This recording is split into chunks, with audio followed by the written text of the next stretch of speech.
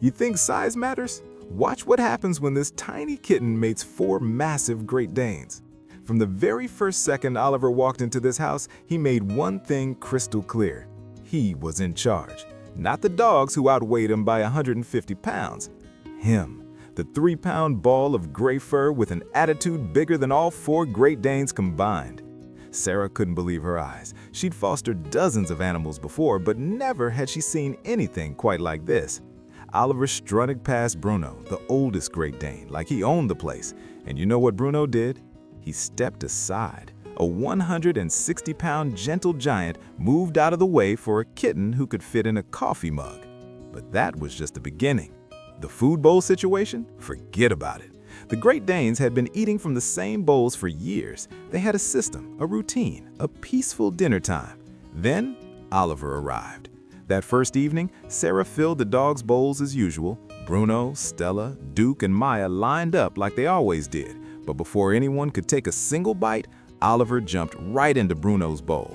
Not next to it, in it. His tiny paws splashing kibble everywhere as he claimed the biggest bowl in the house. Sarah held her breath. What would Bruno do? This was his food, his bowl, his spot. But Bruno just sat down and waited. He looked at Sarah with those big, patient eyes as if to say, I guess I'm waiting my turn now. And if you're watching this right now and you haven't subscribed yet, you're missing out on stories like this every single week. These moments that remind us why animals are the most incredible beings on this planet. Hit that subscribe button, because what happens next with Oliver and his Great Dane family will absolutely melt your heart.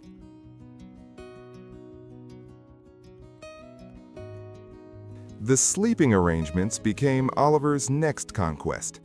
The Great Danes had their favorite spots. Bruno loved the corner of the big couch. Stella preferred the dog bed by the window. Duke claimed the rug near the fireplace. And Maya? She was perfectly content on her cushion in the hallway. Oliver had different plans.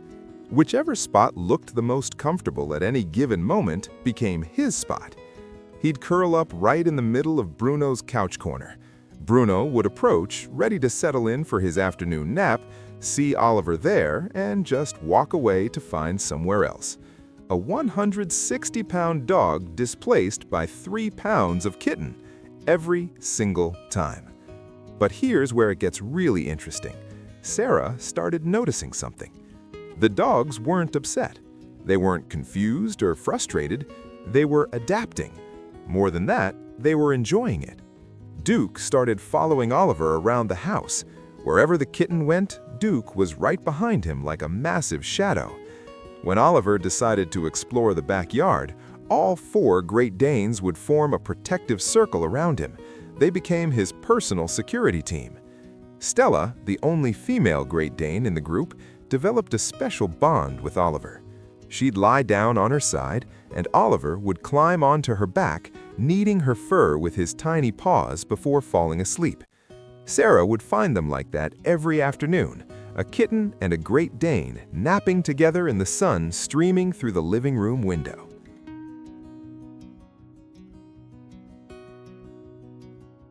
The playtime dynamic was something else entirely. Oliver loved to play rough. He'd dart between the dogs' legs, swat at their tails, and launch sneak attacks from behind the furniture. The Great Danes learned to play gently back. They'd lower their heads, letting Oliver bat at their noses. They'd move in slow motion when Oliver was nearby, making sure they never accidentally hurt him. But Oliver also learned something important from his giant siblings. He learned that being small didn't mean being weak. It meant being smart. When Duke would playfully chase him, Oliver would run straight under the dining room table where Duke couldn't fit. When Stella got a little too enthusiastic during playtime, Oliver would jump onto the cat tree Sarah had bought for him. The Great Danes couldn't follow him up there, so it became his safe zone, his kingdom within the kingdom. The walks became everyone's favorite part of the day. Sarah wasn't sure how it would work at first. 4 Great Danes on leashes was manageable, but adding a kitten? She bought a small harness for Oliver, not really expecting him to work with the pack. She figured he'd stay home. Oliver had other ideas. The first time Sarah opened the door for the dog's evening walk, Oliver ran straight out with them. He walked right alongside Bruno, his tiny legs working overtime to keep up with those massive strides. Sarah stood there, leash in hand, watching this fearless kitten march down the sidewalk with 4 Great Danes like it was the most natural thing in the world.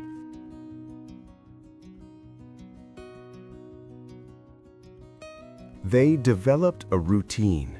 The whole pack would walk to the beach 3 blocks away. The dogs would run and play in the sand, and Oliver? He'd explore every inch of that beach like he was discovering new territory. He'd climb on driftwood, he'd chase the waves, he'd dig in the sand. And the entire time, at least one Great Dane was always nearby, watching over him. One afternoon, another dog approached them at the beach, a golden retriever who wanted to play. The retriever ran up to Oliver, curious about this tiny creature. Before Sarah could react, all 4 Great Danes moved as one. They positioned themselves between Oliver and the stranger, not aggressive, but firm. The message was clear: this kitten is family. The Golden's owner called her dog back, laughing at the protective wall of Great Danes. "I've never seen anything like it," she told Sarah. "Your dogs love that cat." "I think it's mutual," Sarah replied, watching Oliver weave between Duke's legs, completely unconcerned by what had just happened. What do you think creates bonds like this? Is it the animals' personalities, or is it something deeper? Drop your thoughts in the comments, because this question keeps me up at night.